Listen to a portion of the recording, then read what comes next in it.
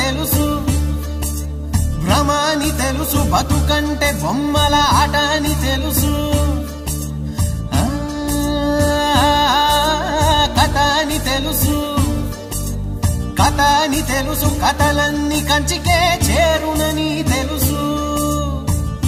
తెలుసు తెర తొలుగుతుందని, తెలుసు తెల్లారుతుందని, తెలుసు ఈ కట్టె పుట్టుకుమంటదని, తెలుసు ఈ మట్టి మట్టిలో కలిసిపోతదని, ఇన్ని తెలిసి ఇరకాటంలో పడిపోతావు ఎందుకని మాయా